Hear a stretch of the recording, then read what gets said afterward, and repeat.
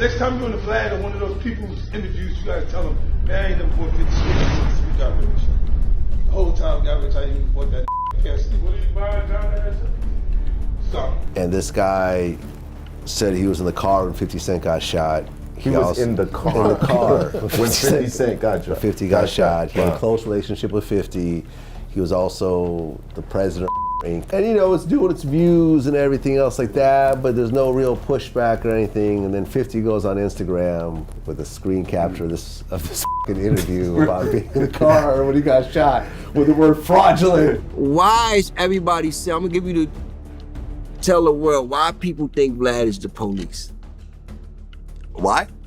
Yeah. You want me to answer that? G-Unit founder and rapper turned film producer Curtis Jackson, otherwise known as 50 Cent, has made it clear over the past that he's not a big fan of the interview platform VladTV. The platform's owner, DJ Vlad, has made a name for himself over the years, mostly by inviting legendary hip-hop artists and actors and grilling them about some of the best-kept industry secrets. Apologize to me. I apologize. Hip-hop became... Stop thinking you know more about black culture than black people. Here we go. One of Vlad's most frequent guests has been Fifth's right-hand man, Tony Yayo. Recently, the G-Unit member revealed that 50 Cent offered him $5 million so that he could start his own platform and stop attending Vlad's sessions. This was seen by some as a direct attack on Vlad's business, given that Yayo is one of his biggest clients, and yet he pays them peanuts. That's cool. Because I'm getting millions with 50 Listen, already. Look, Hold if on. this is your last interview, I appreciate all the interviews you've done. See, he's getting scared now. Look, he's getting scared. If Yayo establishes his own platform, that will destroy Vlad's career, something 50 Cent has wanted to do for some time now. But just what happened between these two? You are about to find out. It is fair to say that Vlad usually drives his guests to answer questions that negatively depict 50 Cent, and that's how their dislike for each other grew. The latest guest on Vlad's show to talk ill about Fifth is rapper Hurricane Chris. So of course we accepting you in the city and you saying this your city, but let us actually show you the city. Don't just spend all your time downtown with the people with the suits and with the people that, you know what I'm saying? Like, we can actually show you this community. Chris recently engaged with hip-hop's most notorious villain, now claiming he's the superior wordsmith. 50 Cent has since responded the only way he knows how, with humor and dismissiveness. The G-Unit leader shared a clip from the Shreveport rapper's VladTV interview, where he discussed the state's education system. Louisiana got the 4th worst educational system in America, Chris said, 4th worst out of all 50 states. Fifth captioned the video with a raised eyebrow emoji. This is what happens when the educational system fails you in the 50 states of America, LOL. The A-Bay rapper fired back in the comments, writing, "I corrected it, you looping the video with them good editors." He also owned up to the fact that he was speaking too fast in the interview. However, he wasn't done there and called out some questionable comments from the Indie Club rapper's past. Hurricane Chris shared a video of 50 Cent expressing his affinity for Tekashi, 69, and Soulja Boy.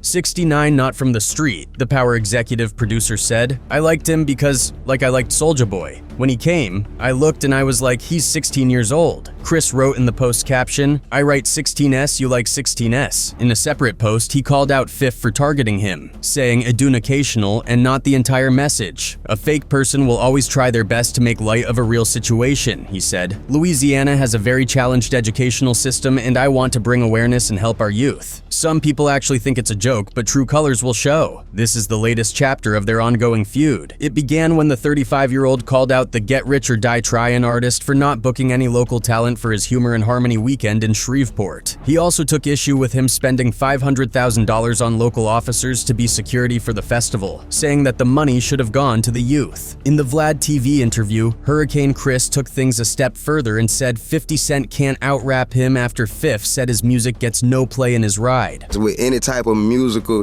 that you can even think of and talk about, you know he can't out-rap me. Anybody know that. Talk about 50 Cent?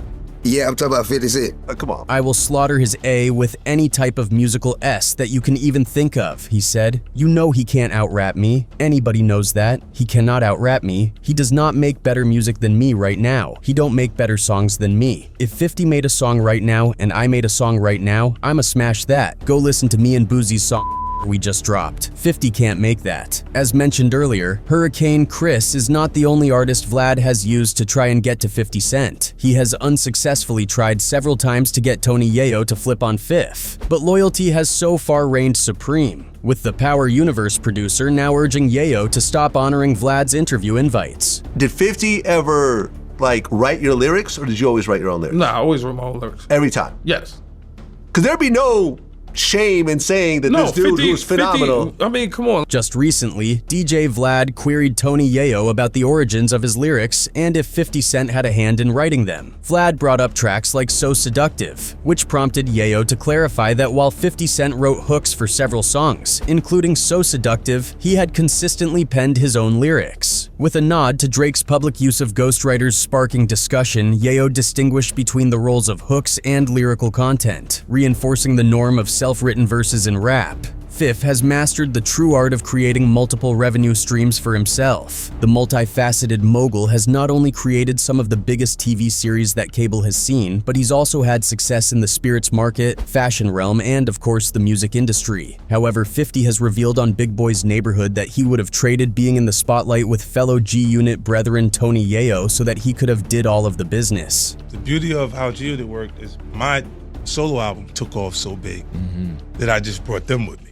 So it was clear that it was me creating the opportunity for everybody else in the crew. My solo album took off so big that I just brought them with me, so it was clear that it was me creating opportunity for everybody else in the crew, but we was all together, Fifth told Big Boy. I wish it would have been Yayo, because then I could have did all of the business. If he would have did what 50 Cent did, then I would have been running the whole thing. The Queens rapper has shown time and time again that he doesn't mind facilitating from behind the scenes. Besides being the mastermind behind various TV projects like Hip Hop Homicides, The Power Series, and BMF, Fifth also executive produced the late rapper Pop Smoke's posthumous 2020 album, Shoot for the Stars, Aim for the Moon, speaking to his inspiration to EP an album for another artist, whom he saw much of himself in. 50 told Billboard, "When I met Pop Smoke, I told him it was time to do my records over. Those first two albums of mine are from 03 and 05. If there's something that struck a chord in you and it's dope, the new artist is supposed to use that or make their version of it." Pop put his own spin on the 49-year-old's early 2000s tracks, Many Men and Got It On Me, with his 2020 synonymous track Got It On Me. For all of 50's strides in entertainment, in front of and behind the camera, he received his star on the Hollywood Walk of Fame in 2020, where Tony Yayo, Dr. Dre, and Eminem all joined him in celebration. I didn't know,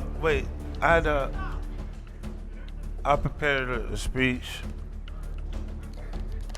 but something must have happened to it. But not even his legendary status has stopped Vlad from trying to soil his name. Another former associate of Fifth that Vlad gave a platform to is rapper The Game. In a past interview with DJ Vlad, The Game recalled the time he spent working closely with his Hate It or Love It collaborator. Game is a name that's been well known in hip-hop for decades. Like many of his contemporaries, rap beefs have come his way throughout the years. One of the West Coast icon's most famous feuds is with 50 Cent, whom he previously worked with in G-Unit. During a sit-down with VladTV, Game spoke about his experience in the group and how it helped him move up the industry's ladder. However, he did admit that it felt as though Fifth was the only one getting serious monetary opportunities, leading to some resentment between them. I always felt like if I never got put in G-Unit or Dr. Dre never saw me in the Aftermath, I would still be sitting here talking to you. So, I appreciated the step up on the ladder, the LA native told Vlad. I always felt like if I never got put in G-Unit or Dr. Dre didn't sign me to Aftermath, I would still be sitting here talking to you with the same track record, he said. I'm the type.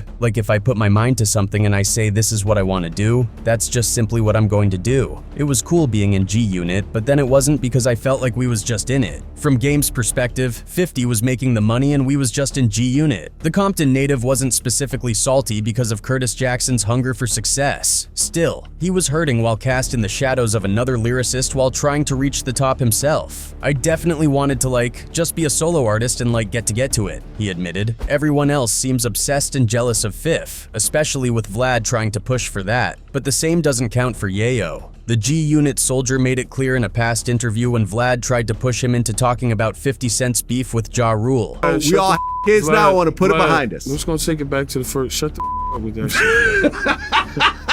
We're going to take it back to shut the fuck with that, Vlad, please. Okay. In fact, Yayo doesn't think the two New York rap icons will ever squash their beef. The rapper was asked on VladTV about the possibility of a reconciliation. If Ja Rule came forward, the host hypothesized, and publicly said, "Listen, I want to apologize to 50 Cent and G Unit for X, Y, and Z. I was young, you know, we were all wild.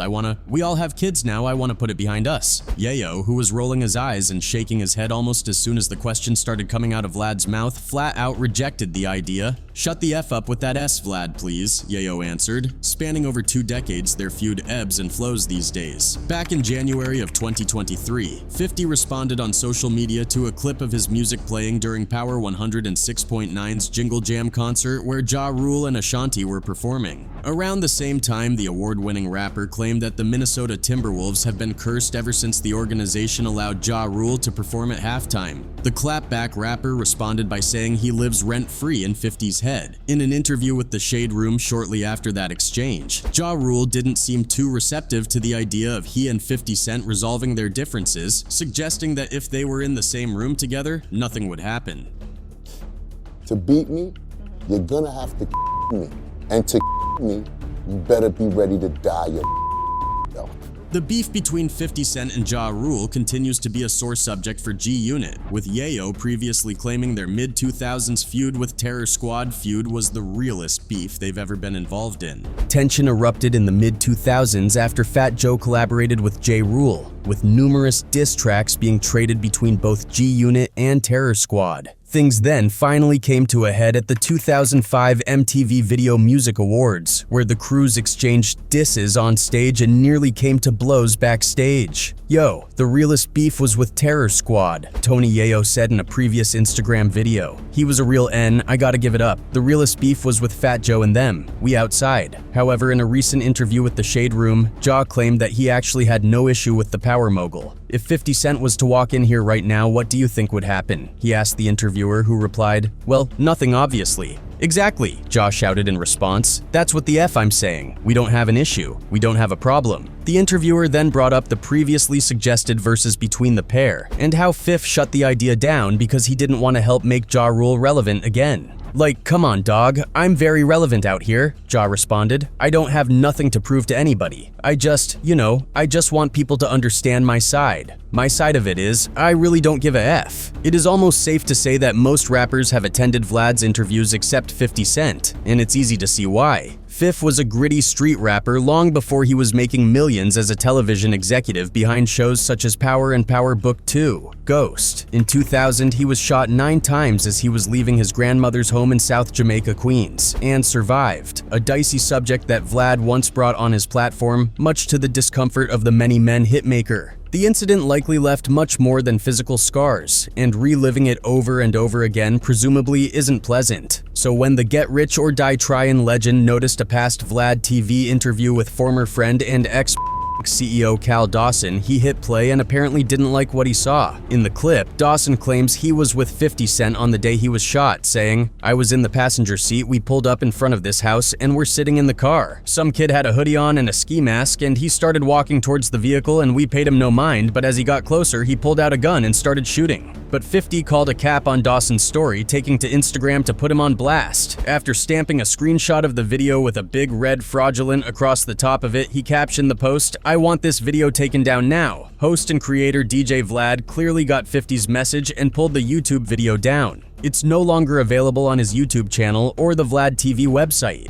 Vlad's platform has taken a series of hits over the last couple of years. Roysta59 wanted Vlad to apologize for allegedly misquoting Minister Louis Farrakhan during one of his interviews, prompting an all-out war on the long-running YouTube show. Frequent guests Lord Jamar and comedian Godfrey both pulled their support as the term culture vulture was flung all over social media. Around the same time, one of Vlad's interviews with Casanova was blamed for the rapper's arrest, despite the fact Vlad's name was never mentioned in the FBI's indictment. Some people, however, believe that he is being used by authorities to set up black rappers for indictment. In recent times, more and more celebrities have turned on Vlad, blaming him for making it possible for black artists to be arrested, or even turned on and end up each other. On September 29, 2023, Dwayne Keith Keffy D. Davis was taken into custody for his role in the death of the late Tupac Shakur. The arrest came after his home in Henderson, Nevada was raided by police this past July, looking for items related to Shakur's. And you said that Tupac pulled out a gun. It looked like he was reaching, yeah. Yeah, it did. Okay. Yeah. Did you actually see a gun? No, once he got the reaching, I got the ducking. Now, Keith D's arrest has been directly linked to his interview with Vlad. Following Keith's arrest, Vlad came out saying, "I wasn't trying to put Keith D in prison for Tupac. Tupac is my favorite rapper, and I wanted to put the real story out there," he explained in Drink Champs. On one of the latest episodes of Drink Champs, Nori and DJ EFN were joined by DJ Vlad to discuss the blueprint of building one of the most relevant news outlets in the game right now. Well, I mean, the goal wasn't really to get anyone arrested. It was really just to get the truth of the matter. The story about Orlando Anderson, Tupac, I've known since around 2007.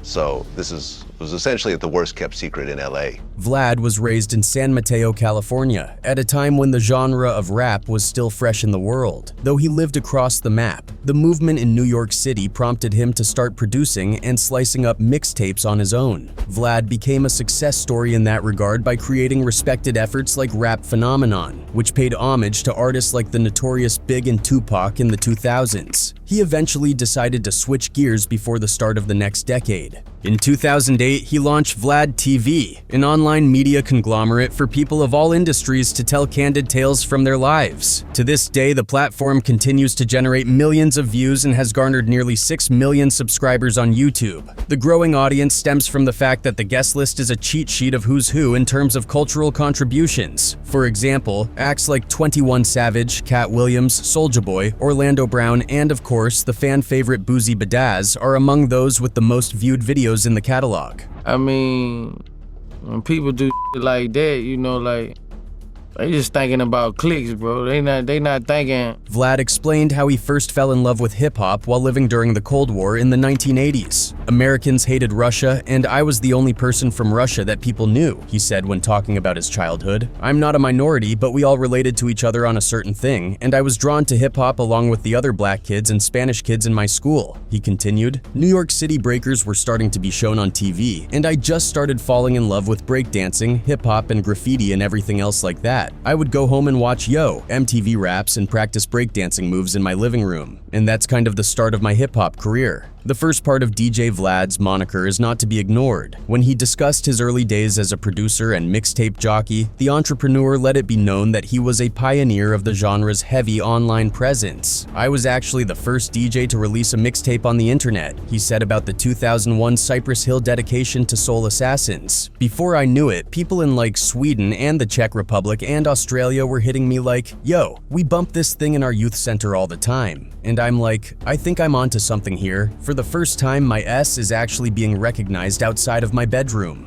Vlad continued to find success in the mixtape game, but noted that he walked away after watching DJ Drama get raided in 2007. Vlad also explained the most important component of his interview approach. A lot of times Vlad is the feds is because there's so much research that goes into what we do. He voiced, "When I got into hip-hop media, I just felt that all the interviewers at the time, it was all like a promo, like a PR run. But my thing was like, yo, I'm going to research. Like when people talk in the barbershop, I'm asking those types of questions, the questions that people really want to ask, the uncomfortable questions, the hard questions." He dove deeper into his knack for preparation and explained, "I watch every other interview they've done. If they have a book, I'll read the book. If we know some people in common, I'll call some people up and I'll have conversations with them. I have to do a lot of research, and that's what I think makes my interviews a little different from other people's." The media personality then broke down his connection to and chemistry with Boozy Badazz. It all began when he started doing hip-hop DVDs that would feature interviews and freestyles. He interviewed Boozy and Webby for one before Wipe Me Down dropped, and that's when the relationship formed. After a while, it just became a mutual respect thing. It became a business relationship, he noted. For whatever reason, the chemistry between us, people just react to it more than any of my other guests. Now it's like we almost try to have Boozy running all the time, and everyone just benefits from it. When Noor asked the former DJ if he feels like he ever asks insensitive questions toward the black race, Vlad responded, "I think being white, you're not going to relate completely to someone who's black. Let's just be honest." He expanded, "Of course I'm gonna be racially insensitive to certain things. And I think to a certain degree people tune in for that because I do have a large white fan base of hip-hop kids who are thinking the same things that I'm thinking. And they're relating to me as a white kid who loves hip-hop talking to someone who isn't white about these very serious topics. So yeah, I'm absolutely guilty of it, and I try to work on it on a daily basis. And then came the big concerns. During the interview, Vlad responded to the public assumption that doing his interviews is self-incriminating and has put people in jail. I've never heard of our stuff being used. An interview being used against someone in a case that they actually talked about, he said. I've never asked a person about anything illegal that they're doing right now, or within a certain amount of time in which it actually can come back and bite them. He went on to use currently incarcerated rapper AR-Ab as an example, questioning why people would think such a thing. You're not reading the transcripts, you're not talking to him, you're not talking to his lawyer, you're not watching the news, you're not reading articles about the case. You got this Vlad interview with 1 million views and you're like, well, this is the connection, obviously.